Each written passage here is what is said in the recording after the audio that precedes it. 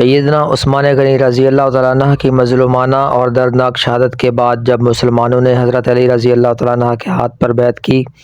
اور ان کو مسلمانوں کا چوتھا خلیفہ تسلیم کیا، تو حضرت علی رضی اللہ تعالیٰ عنہ نے تمام اسلامی سلطنت اور ممالک کی جانب اپنے بیعت کے لیے اپنے ایلچی روانہ کیے تاکہ تمام عالم اسلام میں حضرت علی رضی اللہ تعالیٰ عنہ کی خلافت کو قبول کیا جائے اور تمام علاقے۔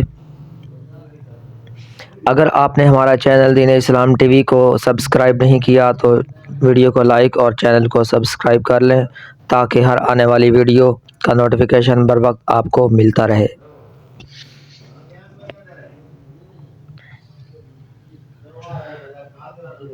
تمام علاقے ان کے زیر نگیں آ جائیں اور اسلامی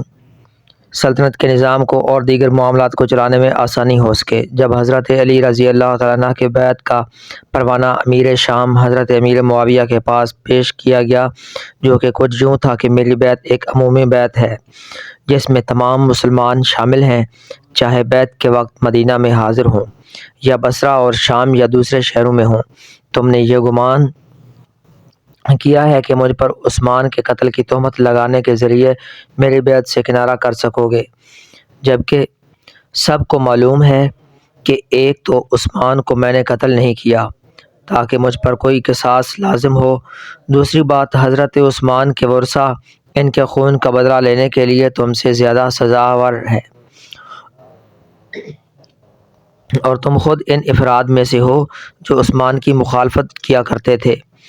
اور جس وقت انہوں نے تم سے مدد کی درخواست کی تو تم نے ان کی مدد نہیں کی، یہاں تک کہ انہیں قتل کر دیا گیا۔ حضرت امیر معاویہ نے اس کا کوئی جواب نہ دیا۔ جنگ جمل کے بعد امام علی کوفہ میں مستقر ہوئے اور معاویہ کو اپنی اطاعت پر قانع کرنے کی ہر ممکن کوشش کی، لیکن جب امام علی کو یہ یقین ہو گیا کہ معاویہ آپ کے بیعت اور اطاعت کرنے کا ارادہ نہیں رکھتے اور کوفہ کے سرکردگان نے بھی شام کے ساتھ جنگ میں آپ کا ساتھ دینے کا عندیہ دیا، تو آپ نے ایک خطبے کے ذریعے لوگوں کو جہاد کی دعوت دی،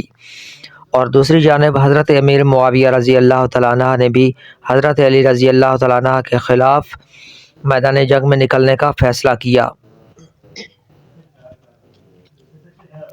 لیکن سوال یہ پیدا ہوتا ہے کہ امیر معاویہ رضی اللہ تعالیٰ عنہ کو سیدنا علی رضی اللہ تعالیٰ عنہ کی بیعت نہ کرنے والے، ان کے خلاف میدان جنگ میں نکلنے کا مشورہ دینے والے لوگ کون تھے؟ امام ترمذی اور صحیح مسلم کی متفقہ حدیث ہے کہ ایک دفعہ نبی کریم صلی اللہ علیہ وآلہ وسلم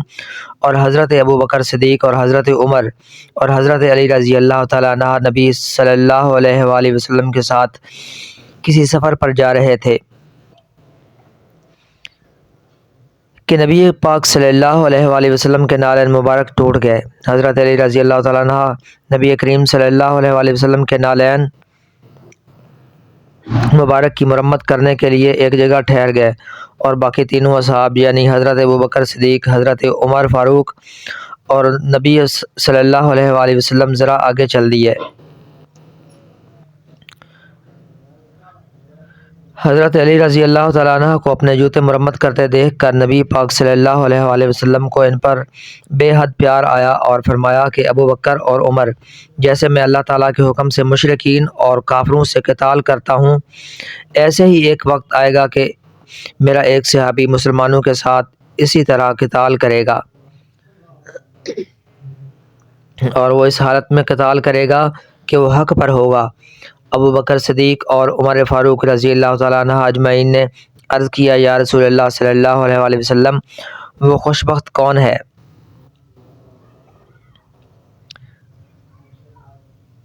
حضرت علی رضی اللہ تعالیٰ عنہ کی طرف اشارہ کرتے ہوئے نبی پاک صلی اللہ علیہ وآلہ وسلم نے فرمایا، علی بن ابی طالب۔ محترم ساتھیو، حضرت علی رضی اللہ تعالیٰ عنہ کے حق پر ہونے کی گواہی اور پیش گوئی تو نبی صلی اللہ علیہ وآلہ وسلم بھی اپنی حیات مبارکہ میں ہی دے چکے تھے، اور پھر حدیث عمار بن یاسر رضی اللہ تعالیٰ عنہ بھی اس بات پر تصدیق کی مہر ثبت کرتی ہے کہ حضرت علی رضی اللہ تعالیٰ عنہ حق پر ہوں گے، لیکن اس کا مطلب یہ نہیں کہ حضرت امیر معاویہ رضی اللہ تعالیٰ عنہ اور ان کے دیگر ساتھی جن میں صحابہ کرام اجمعین بھی شامل تھے، جیسا کہ سیدنا طلحہ، حضرت زبیر بن عوام اور دیگر صحابی شامل تھے، لیکن وہ سب مشرکین یا کافر نہیں تھے، بلکہ وہ حق سے دور تھے۔ بلکہ حضرت علی رضی اللہ تعالیٰ عنہ نے تو جنگ جمل اور جنگ صفین میں قتل ہونے والوں مسلمانوں کے لیے دعائیں بھی فرمائیں، اور آپ نے یہ بھی فرمایا کہ اس جنگ میں قتل ہونے والے مسلمان چاہے میرے لشکر سے ہیں یا دوسرے لشکر سے، وہ جنتی ہیں۔ تاریخ ابن کثیر کے مصنف لکھتے ہیں کہ تمام مسلمانوں کا اس بات پر اجماع تھا کہ حضرت عثمان غنی رضی اللہ تعالیٰ عنہ ایک خلیفہ وقت تھے جب ان کو قتل کیا گیا، ناحق شہید کیا گیا۔ اس وقت وہ تمام مسلمانوں کے خلیفہ اور امیر المومنین تھے، چنانچہ خلیفہ وقت کی شہادت کا بدلہ لینا بے حد ضروری تھا۔ حضرت علی رضی اللہ تعالیٰ عنہ بھی اس بات کے حامی تھے کہ عثمان غنی رضی اللہ تعالیٰ عنہ کے قاتلین کا بدلہ لینا بے حد ضروری ہے، لیکن بلوائیوں اور باغیوں اور منافقین نے اس طرح سے اسلامی سلطنت پر اپنا قبضہ جما رکھا تھا کہ حضرت علی رضی اللہ تعالیٰ عنہ کو قاتلین عثمان تک پہنچنے میں بے حد مشکلات کا سامنا کرنا پڑ رہا تھا۔ اور ایسے ہی حالات میں جب حضرت علی رضی اللہ تعالیٰ عنہ کو تمام مسلمانوں کی طاقت اور ان کے اتحاد کی ضرورت تھی، تو بہت سے مسلمان اور بہت سے جید اور مشہور صحابہ کرام علیہم اجمعین بھی حضرت علی رضی اللہ تعالیٰ عنہ کا ساتھ چھوڑ گئے۔ منافقین اپنی چالوں میں کامیاب ہو چکے تھے اور حضرت علی رضی اللہ تعالیٰ عنہ کی خلافت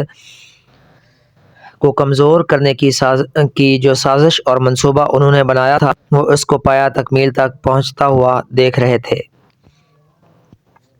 اور مسلمان آپس میں ایک دوسرے سے دست گریباں ہونے جا رہے تھے، جو کہ منافقین کا درینہ خواب تھا جو پورا ہونے جا رہا تھا۔ اس پہ جلتی پر تیل کا کام یہ ہوا کہ سیدنا طلحہ اور حضرت زبیر بن عوام رضی اللہ تعالیٰ عنہ نے سیدہ عائشہ صدیقہ رضی اللہ تعالیٰ عنہ سے جب حضرت علی رضی اللہ تعالیٰ عنہ کی خلافت کے بارے میں بات کی اور ان کے سیدنا عثمان غنی کے قاتلوں کو گرفتار نہ کرنے کے بارے میں بات کی، تو ان تینوں مقدس ہستیوں نے حضرت علی رضی اللہ تعالیٰ عنہ کے خلاف محاذ کھڑا کیا۔ محترم ساتھیو، ان تینوں ہستیوں کی قدر و منزلت ان کے صحابی ہونے پر ذرا بھی شک نہیں، نہ ہی ان کی نیت خراب تھی۔ ان کا یہ عمل بدنیتی کا نتیجہ نہیں تھا، بلکہ یہ ان کی اجتہادی خطا تھی، کیونکہ منافقین نے اپنی چالوں کے ذریعے مسلمانوں کے درمیان پھوٹ ڈال دی تھی۔ حضرت عثمان غنی رضی اللہ تعالیٰ عنہ کے قاتلین دندناتے پھر رہے تھے۔ ان کو دندناتا پھرتے دیکھ کر اور مسلمانوں کا خون کھولتا تھا، یہی وجہ تھی کہ عام مسلمان حضرت علی رضی اللہ تعالیٰ عنہ کے خلاف ہو گئے تھے۔ امام باقر رحمۃ اللہ علیہ فرماتے ہیں کہ امیر معاویہ رضی اللہ تعالیٰ عنہ کو اسلامی سلطنت کے دیگر معاملات میں مشاورت دینے والے لوگوں میں مشہور صحابی مغیرہ بن شعبہ، عمر بن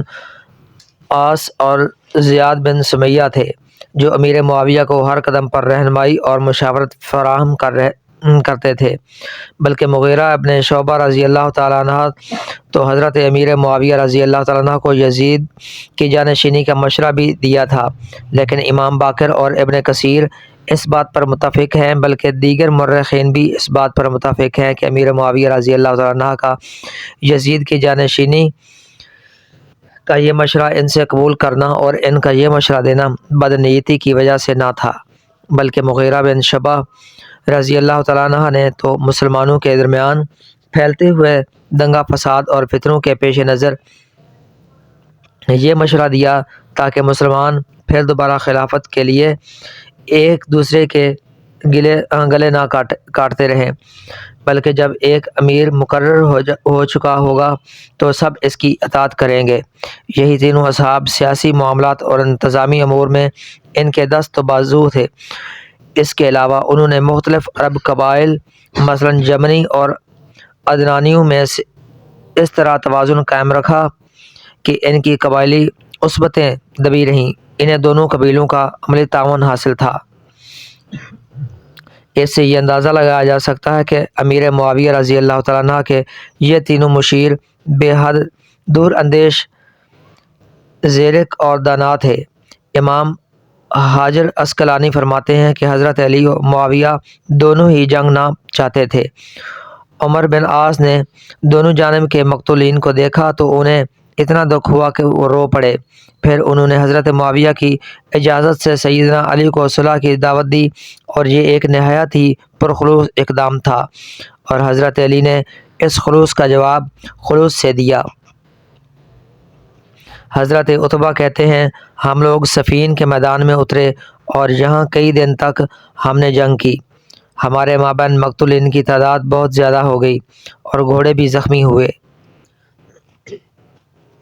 مولا علی نے عمر بن عاص کو پیغام بھیجا کہ مقتولین بہت زیادہ ہو گئے ہیں، جنگ بندی کی جائے تاکہ مقتولین کو دفن کر لیں، تو انہوں نے اس دعوت کو قبول کیا۔ اس کے بعد دونوں جانب کے لوگ آپس میں گھل مل گئے۔